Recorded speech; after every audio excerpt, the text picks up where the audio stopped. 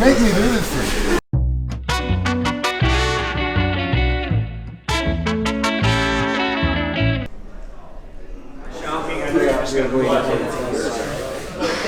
Kill that MCL, yeah. I've never been high enough to torture Jeff Glover.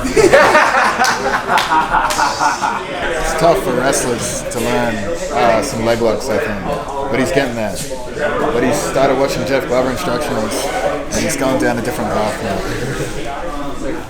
Yeah, so this is my wrestling coach, this is Izaak. We met each other in Bondi Beach back in Australia, in Sydney. And he trained many years in Dagestan.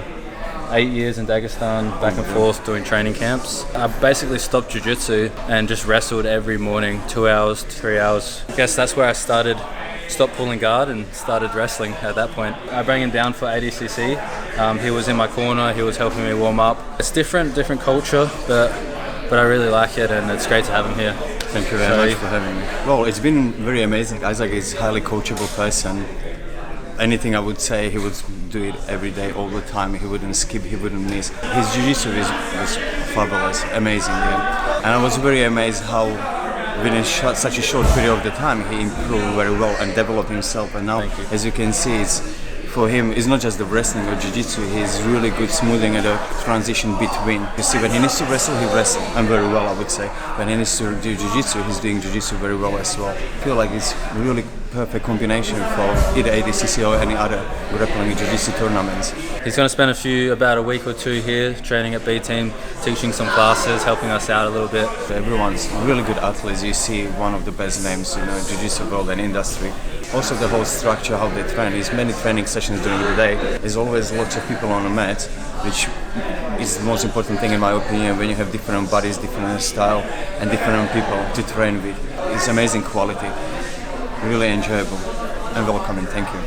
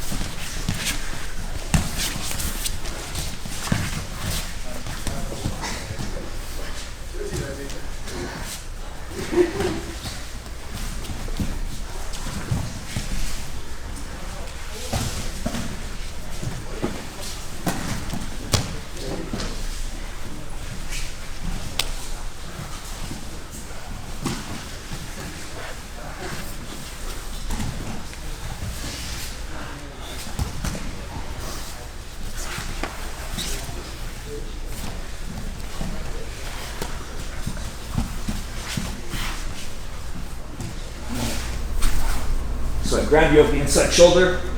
Okay, so we can either take the right elbow up or the left elbow. Okay, I'm trying to get my left leg off his knee to get my right leg across. Okay, get my feet to the mat because I feel like that's no longer an option. Bridge, throw my left elbow over the top of his head, end up in closed guard. Grabbing, we're trying to get off so we can get our right leg across his body. It's not working. I get my feet to the mat, bridge, hip heist, end up in closed guard. All right, so we're gonna put that 1, 2, 3. Watch me do that.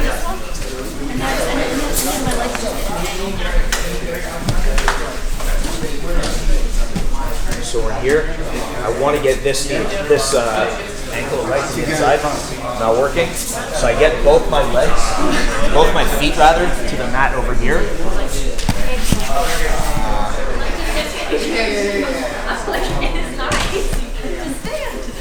Yeah, it's better.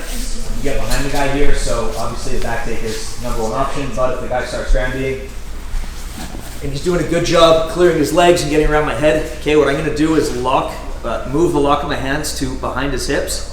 I'm going to throw my legs out wide and hip heist on top of him. So just throw my hands behind his hips, get my base out wide behind me, lock my hips in, and just end up in a simple, clean side control pin with a body lock. He goes in for this granby. I'm trying to keep my knees up high, trying to stop him from hip heisting and grabbing away from my back take. I feel like it's not working anymore. He's starting to get his legs over the top, his arms around my head. I just move my arm around to his lower back, throw my knees out wide, build up to a base, bring my knees in, walk his knees away from me, and score points. All right, 1, 2, 3.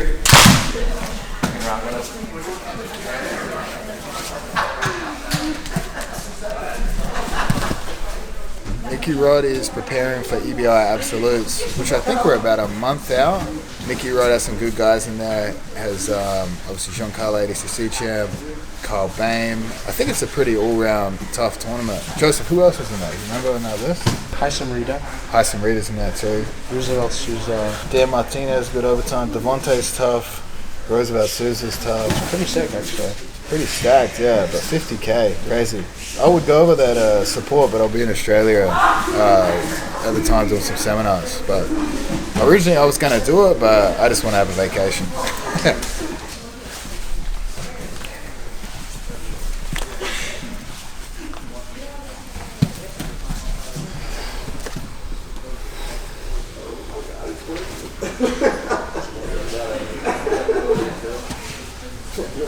For an EBI overtime event, you should spend at least 50% of your training rounds actually doing overtime rounds, because so many of the matches come down to that. And also, you don't want to feel like you're weak in the overtime, because then you might rush and make bad decisions in the regulation.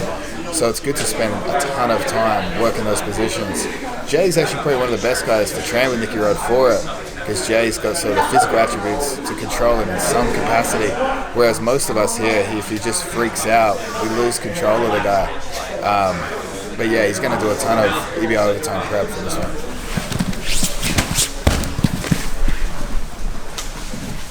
Yeah, specific training, especially for EBI. I'm doing a lot of EBI backgrounds. I'm familiar with it. I've been doing it quite a bit in training. In every aspect of jiu-jitsu, I'm still continuing to learn and get better, but being on somebody's back is something I consider myself pretty good at. Eddie Bravo Invitational, and it's in El Paso, Texas, so if you guys are local in El Paso, can swing on by, check it out. Frankie, right? Good stuff, Let's try to get over here.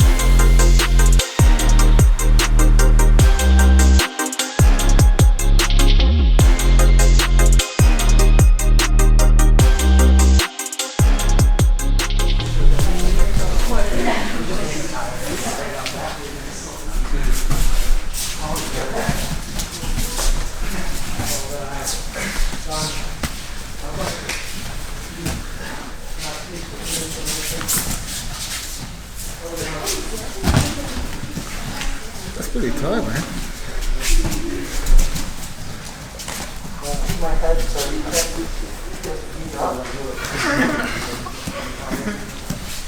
Let's go. Fuck you.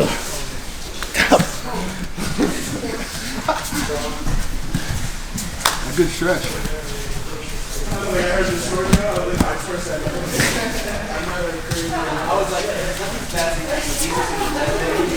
He's narrating.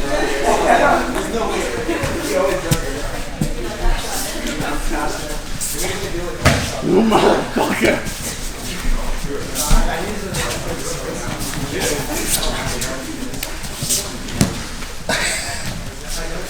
thought you had it.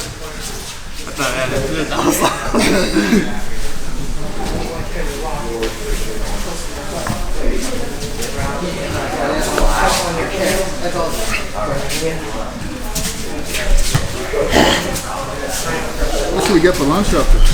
Fuck you. Have you thought about lifting?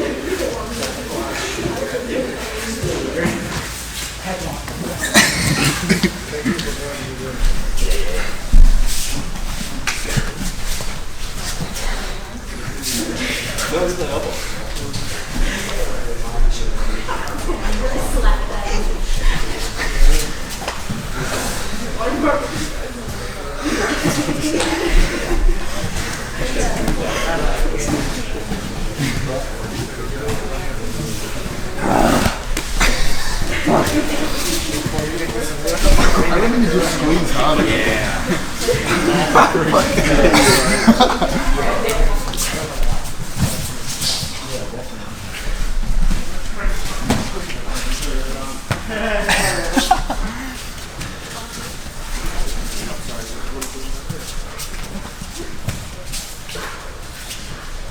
Do you know what you're doing?